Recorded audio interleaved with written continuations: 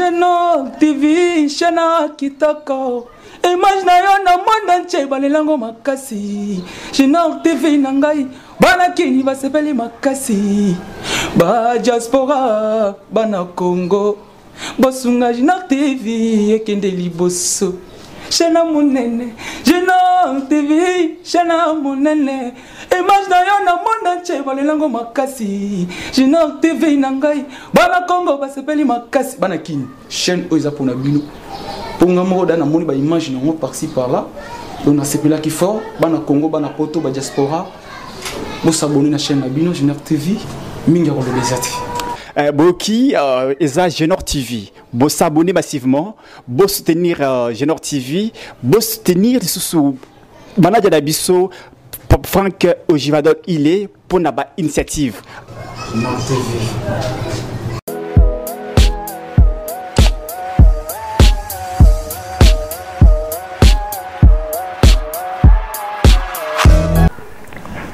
Très chers abonnés, nous vous disons sincèrement merci encore une fois de plus pour votre fidélité à votre chaîne Genor TV. Je vous demande de prime abord de partager les liens de cette émission ici parce que nous allons aborder beaucoup de questions au courant de cette émission. Partager les liens pour que nous puissions atteindre beaucoup d'autres personnes, ceux qui sont sur WhatsApp, sur Facebook, sur d'autres plateformes. Partagez vraiment les liens de cette émission ici. S'il vous plaît, partagez les liens. Vous qui êtes déjà connectés à Genor TV, likez. Abonnez-vous si vous ne l'êtes pas encore. Abonnez-vous. Devenez vraiment membre de la famille, de la grande famille de Genor TV. Ça sera une bonne chose. Soutenez votre frère et votre chaîne. Soutenez-nous en likant, en s'abonnant et en partageant les liens de cette émission. C'est votre humble serviteur Franck Ojivadol, votre parlementaire assis sur le plateau de Genor TV comme d'habitude.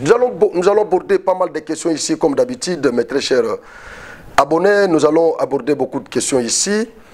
Je vais passer par la lecture des informations. Comme je vous ai toujours dit, je fais la lecture, je balaye ce qu'il faut balayer et j'appuie ce qu'il faut appuyer. Voilà. Merci beaucoup. Je dis merci à notre camérawoman traditionnelle, Naomi Bimpe, qui est derrière notre caméra là-bas, à la réalisation, pour nous permettre d'être vus par vous. Voilà. Décès à Kinshasa de l'artiste musicien, compositeur et chorégraphe Lambert Moke alias Lambio Lambio Ndoki Yandombe a tiré sa révérence ce jeudi 18 mai 2023 dans la capitale RD congolaise. Ah, Lambio Lambio Star, Motona Nzambe, Lambio Lambio, pour nabana nyo soit vive la musique, je pense, Baïbi Pesa Lambio Lambio Star, wana pile petit à Papa Wemba, pile petit à Papa Wemba, Lambio Lambio Star, Akufi, Atikibiso. Vraiment, on a présenté na combo, il y a famille soit Genor TV, on a présenté ba condoléances na ngai et pas il y a famille biologique, il y a artiste musicien Oyo, bato yo ba sala fierté, il y a Indusa Namboga Nabiso, bato ba sala fierté penda ya Ndoule na Congo. En tout cas, on a présenté ba condoléances na ngai na famille biologique na ye. Lambio Lambio Star, Motona Nzambe. Motona Nzambe. Opposition. Le cartel de Lubumbashi ne veut pas de Franck Diongo. Waouh.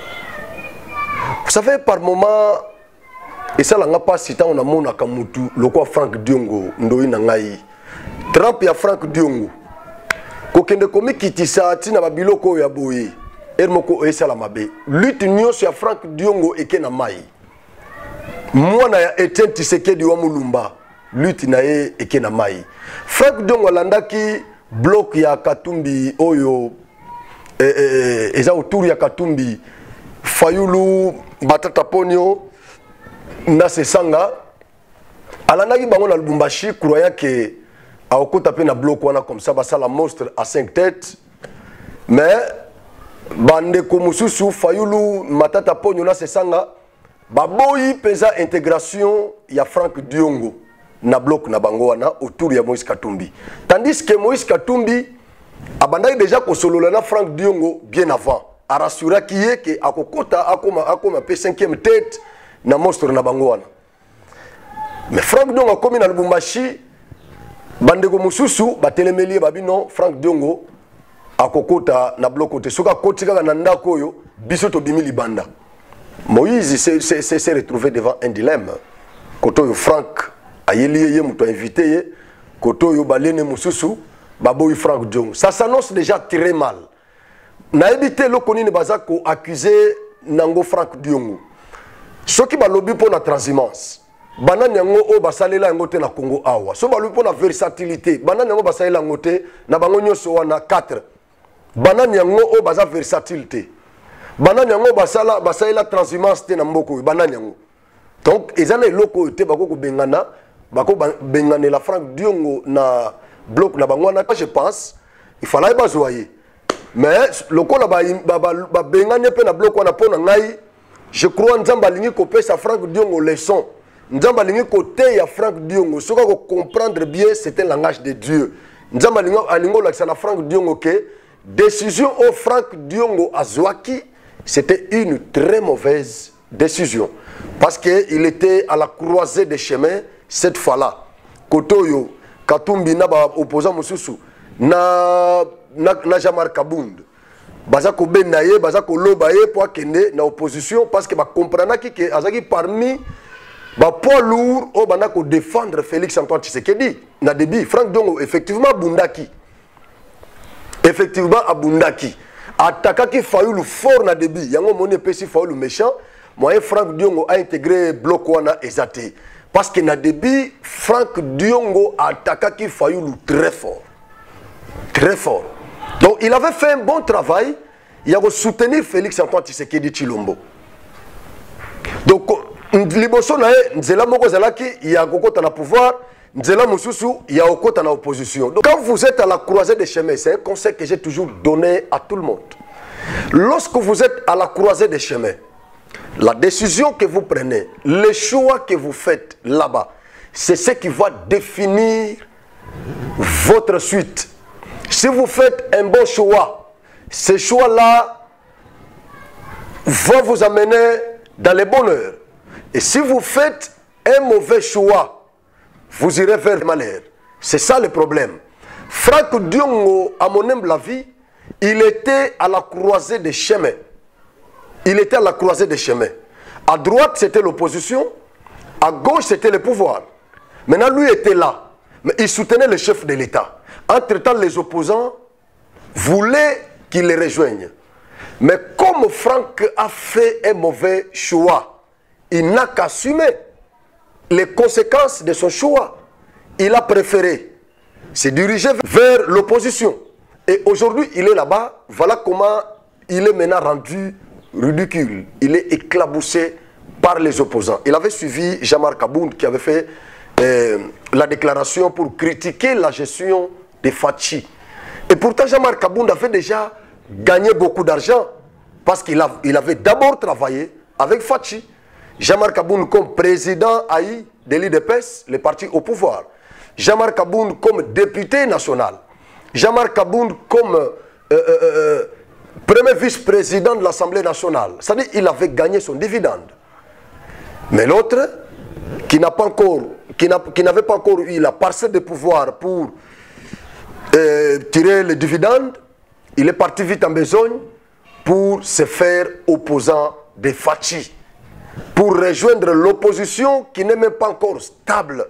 L'opposition qui jusque-là est encore en l'air, instable totalement. Voilà maintenant les conséquences du choix de Franck Diongo. Il faut assumer. Moïse a na Kinshasa. Fayulu a contenir Mordicus. Que Diongo a kota na bloc na bangote. Si ko Katumbi koto ya zana ba pour parler, na Diongo a rassuré qui. C'est pour ça que même na marche ba planifier pour le 13 oyo ko za le 20. Fayoulou a boyi que Franck Diongo a participé à la marche wana. Mais Katumbi côté naye, azako bunda pour réconcilier bango. Pour réconcilier bango. Donc pour ngai, nasomona que ndoi nanga Franck Nzambe alingi côté yaye. Nzambe azolinga côté yaye pour comprendre que dans la vie, il faut qu'on a les bons côtés. Il faut assumer ce qu'on s'allie choix.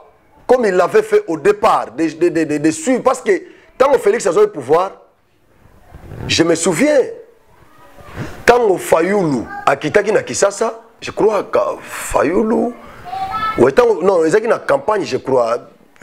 Non, ils ont une campagne. Ils ont une période de Moko. Non, tant déjà Félix a eu le pouvoir. Franck Diongo a été en prison, oui. Tant ils ont le pouvoir. Parce que Moutou a salaki grâce à Félix. Fayoulou a bêta tour na poto na retour na il fallait que équipe à la Mouka ba keno yambe na aéroport. Franck Diongo azaki parmi bato ba keno yamba Fayoulou na aéroport. Azaki parmi bato wana. Azaki parmi bato ba kena pe ko yamba Katumbi na aéroport, je me souviens. Ça dit tawana azaki na Ngembo. Chauve-souris azaki tantôt azo kumisa Félix, azo remercier ndenga bimisa kien par mesure de grâce na prison. Tantôt azane tsazana la Mouka biloko ndenga na ti ayeko se stabiliser mbala moko akepa Félix mais koto la Mouka e banda olukaye. Via jouer le côté, via changer Kazaka, via Koti, dans l'opposition, Sikoyo, via ça humilié. Voilà pourquoi j'ai toujours dit, et je vais encore le répéter. Naba opposant Nyon sur Félix Sekedi, ba opposant Nyon sur Félix Azana Bango Lelo. Pour un vrai opposant, Eza Adolphe Mozito. Fumumpa. Malgré que Azana opposition, moi je ne suis pas là-bas, mais par rapport, il y a opposition, idéologie, il y a opposition, Adolphe Mozito reste jusqu'à preuve du contraire un bon opposant. Pourquoi j'ai dit ça? Parce que ce que Adolphe Mozito a une déclaration sur ça là.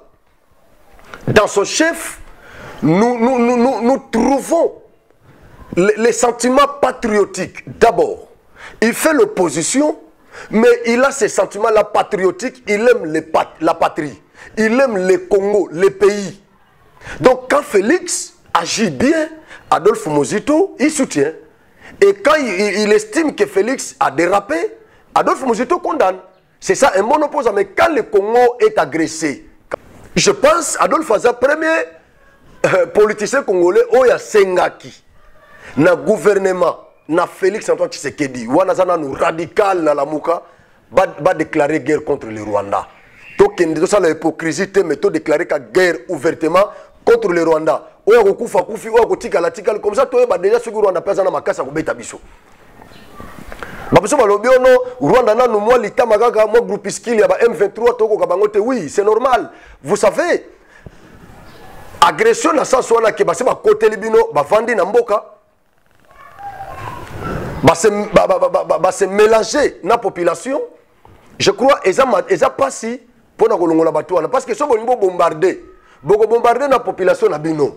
Or gouvernement azana mission ya ko boma population na yete.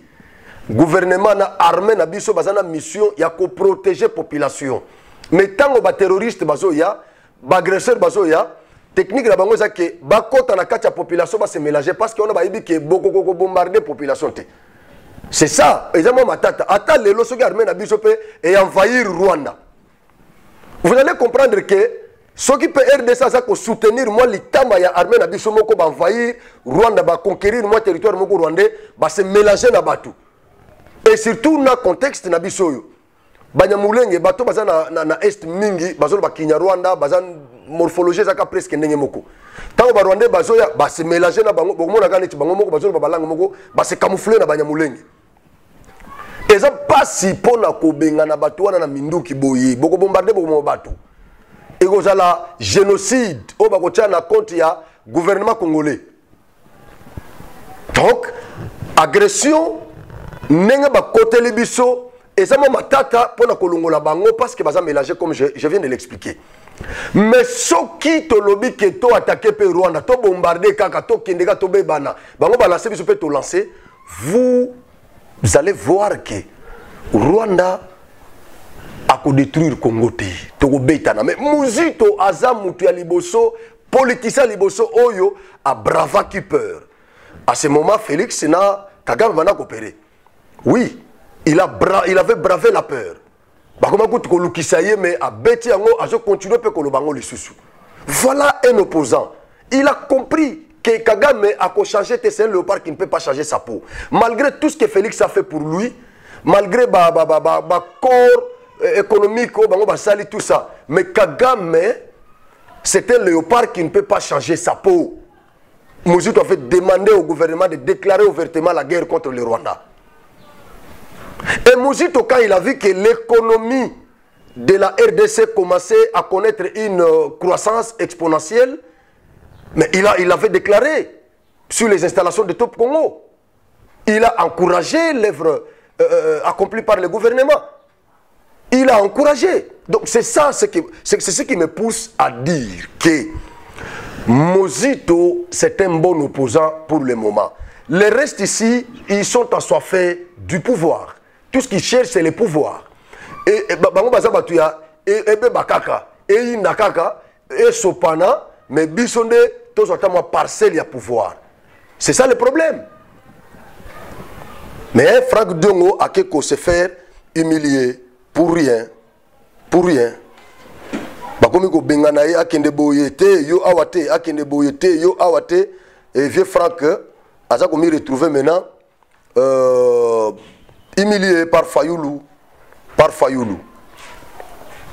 Insécurité dans l'est de la RDC. Les USA demandent aux forces rwandaises de quitter les sols congolais.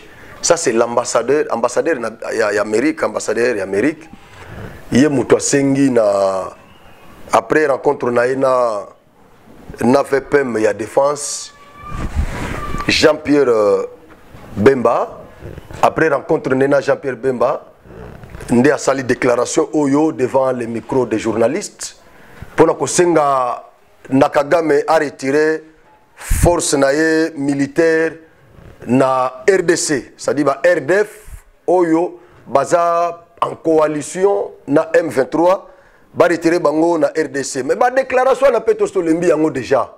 Nous en avons marre. Tout ce que nous demandons aux USA, au Conseil de sécurité des Nations Unies, à l'ONU, tout ce que nous demandons à l'Assemblée générale des Nations Unies, tout ce que nous demandons au Conseil économique et social des Nations Unies, c'est de sanctionner le Rwanda.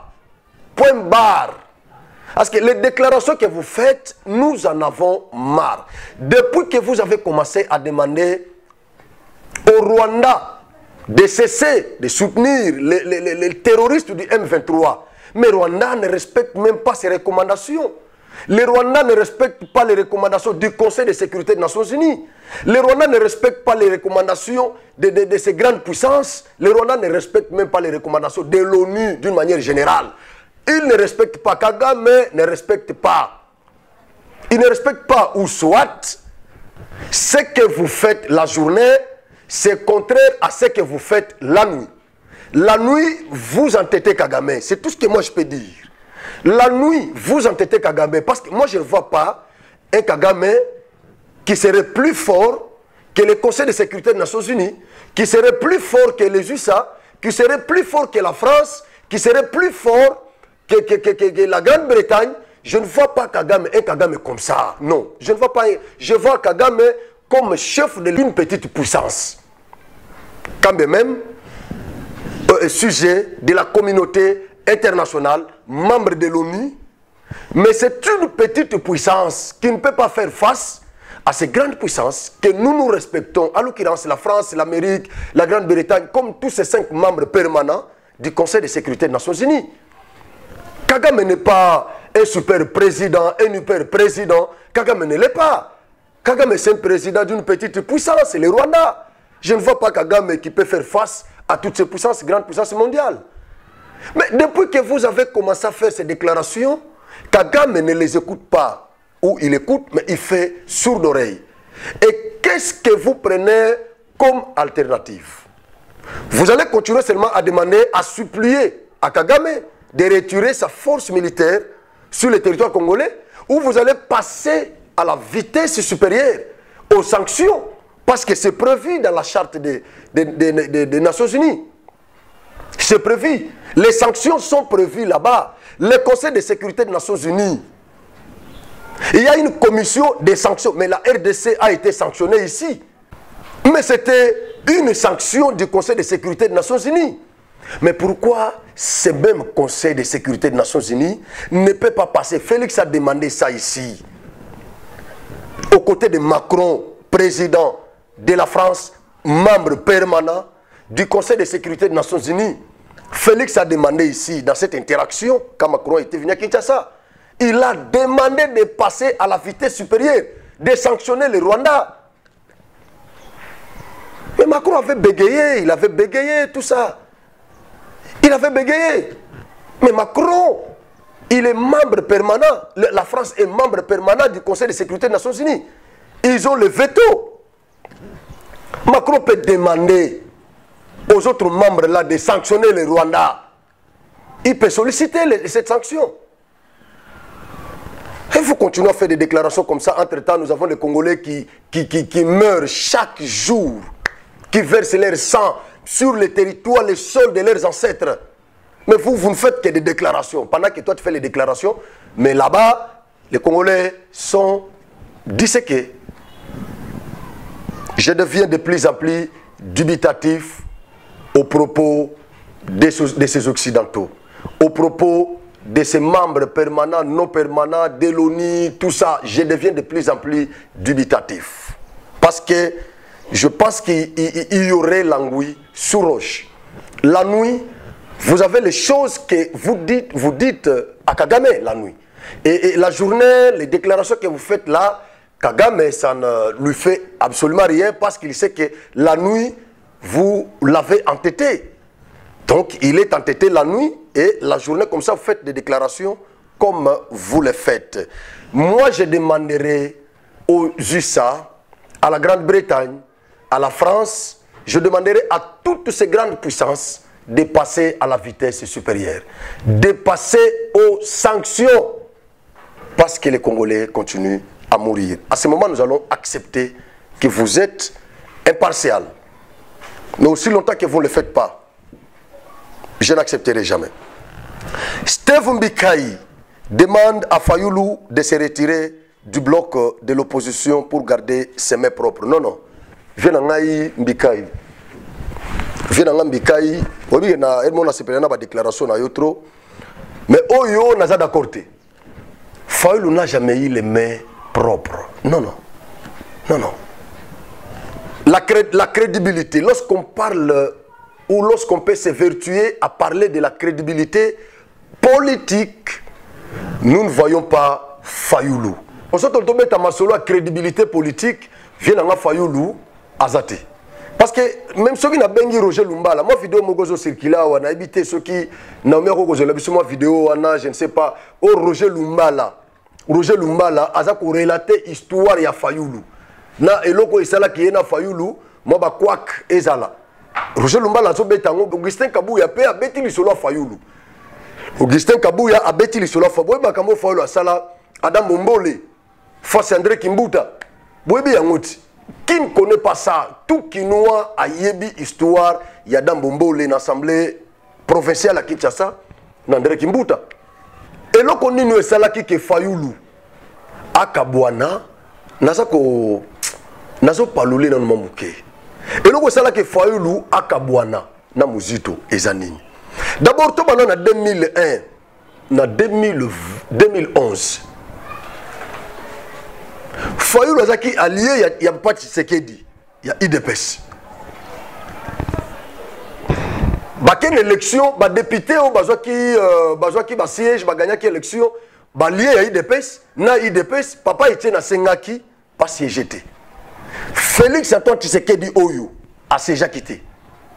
Le bazolo ba oh non, il n'a jamais dirigé, oh non, moni tout ça. Mais Félix a aucun qui peut siéger. S'il a fait besoin d'argent, il allait siéger. C'est quoi entre Yé, qui est le vrai soldat du peuple? Aboyi Mbongo a manifesté ras-le-bol, a lui n'a qu'au siégé parce que Boto Libiso, présidence. Fallo Bimbadi. N'a jamais de peste, n'a qu'au siégé. Fayulu a quelque siégé. Toke comme vers la fin mandat, Fayulu a bengani. Oh non, ndenge za boye na kolia lisusu mbongo assemblée parce que mandat nanga il y a 5 ans et c'est vidé mais à ça damai déjà. Toke na Genève, boye bi histoire ndenge le na Genève. Félix va retirer signature. Fayulu bakena bakatumbi, bake bango nyonso, muzito tout ça bake nzamba sungi Félix a gagné pouvoir na Caméré.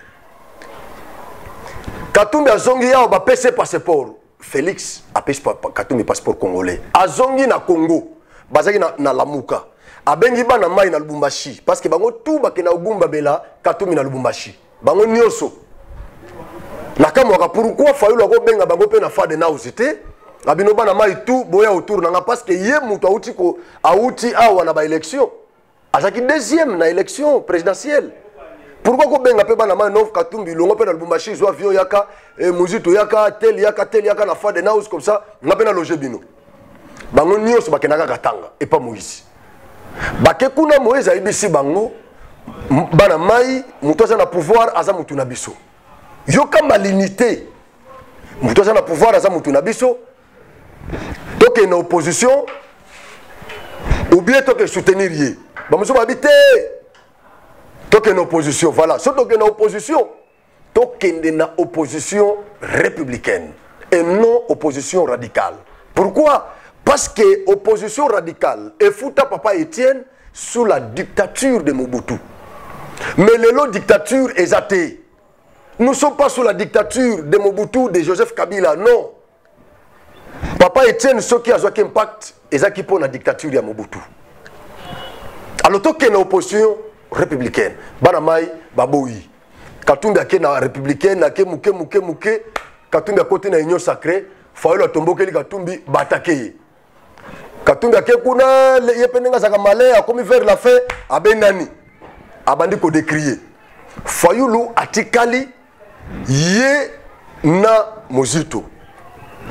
Bayokani balobino à partir de sikoyo to changer masolo na Lamuka eza la lisusu ba personne physique nde ba ko représenter Lamuka te mais eza la ba personne ba ko engager Lamuka te mais eza la nde ba personne donc présidium ya Lamuka et kozalande na ba parti mi balé donc décider na nouvel élan et non biso ba individu bayokani bake na Mozito tipo avocat il y a juge wana ya cour constitutionnelle Ubuntu je crois pasteur wana azaki aza professeur pe pasteur nani Ngoyi je crois Ngoyi frustré parce que babengana ki ba client na cour constitutionnelle akeko s'afficher na Fayulu akeko ta la Fayulu abino to ça la déclaration mais to sen l'Assemblée nationale bat de choix Félix Fayulu a ça la déclaration à l'insu ya Mozito. Moi je suis bon na télévision na téléphone attends bon on lui passe la pesa comme ici sur ça la déclaration boye na avocat ya ba juge ya FCC azo senga Assemblée nationale ba de choix chef de l'État. Fayulu a bosani que ce qui ba de choix Félix selon notre constitution c'est le président du Sénat Yemutu a joué intérim jusqu'à l'organisation de nouvelles élections, de nouvelles élections présidentielles. Fayulu a bossani yango, ba porter Fayulu accueilli. Azo senga ba de choix Félix pour Tambwe Mwamba ou azaki président du Sénat azonga na masolo or Tambwe Mwamba égal Kabila. Vous voyez Fayulu Mozito moni yango abite mwana mai basala kaboyete biso to boya ki metandu ya Félix parce que azalaki na coalition na Kabila.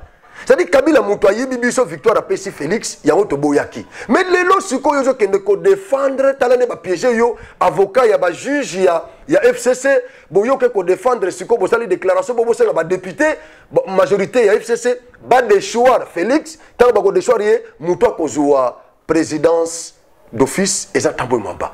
Tambwe Mwamba égal Kabila. Kale le kozo sala. Bake kaka bake rrr. Fayulu akembandaka. Akena mbandaka kuna asotoproclamé candidat. Sans que bakota na congrès na bango ya Lamuka ba discuter batala qui sera soutenu par Lamuka, qui sera le candidat de Lamuka. Ake kuna pas asotoproclamé candidat. Nambandaka. Muzito afadi boye atala na téléphone nae quand est le barande batala tala biso batala boyono Fayulu candidat. Muzito était offusqué pour la énième fois. Waouh. Fayulu azongi. Tant azongi ekende Fayulu na FCC en coalition basali bloc patriotique. Muzito le bitien mais muto komune langa boyete balamo basa déclaration. Secrétaire général il y a Nouvel Élan sur Top Congo, Blanchard Mongomba, je crois, à ça la déclaration. Alors, mais ce qui biso, Toboya qui Félix pour la Kabila. Et les lois, toujours qui ne s'associent à Kabila pour combattre Félix, c'est que nous sommes des menteurs. Toko ça qui population qui to gagné qui élection, mais to gagné qui angoté sur Top Congo. Et bardé.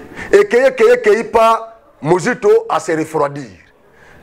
Fayulu abimi koto moni que mandat na ye na présidence ya Lamuka et comme vers la fin Fayulu basali déclaration moko oh non Mozito adressa qu'il lettre moko pa na ngai coordonnateur ya Lamuka pour na ko déclarer départ na ye na présidium ya Lamuka. Donc lelo Mozito aza ko engager le sous Lamuka te na kana bango pe Mozito le biti hein ngana tikala ko adresser mukanda moko te pa Fayulu. Donc Fayulu alakisa mukandate oyo badressa et panaye et pas ya Muzito. C'est-à-dire c'est un type qui n'est pas crédible sur le plan politique. Donc Kolobake alongo bloko wana pour qu'il garde ses mains propres tout ça vient en Steve Mbikai. En tout cas, je crois que cette fois-ci au beta côté Fayulu atikala kozana mes propreté. Atikala kozana mes propreté. Donc bandeko nyonso basangani wana na groupe na bango wana nazomo na mutu aza na main propre na kati na bango te. Merci.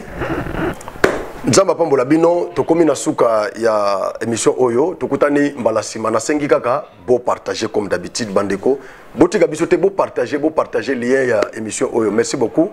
Beau partager massivement. Merci. Genok TV, Shana Kitoko.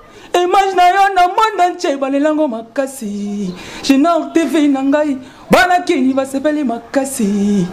Ba diaspora bana Congo. Bosunga Genok TV ekende liboso. Shana munene, Genok TV, Shana munene. Image na yo na monde entier balelango makasi. Genok TV nangai bana Congo basepeli makasi bana kini. Chaîne oiza pona bino. Ponga mo da na moni ba image nango par-ci par-là. Donc na sepela ki fort bana Congo bana poto ba diaspora. Bo s'abonner na chaîne na bino Genok TV mingi ko le bezati.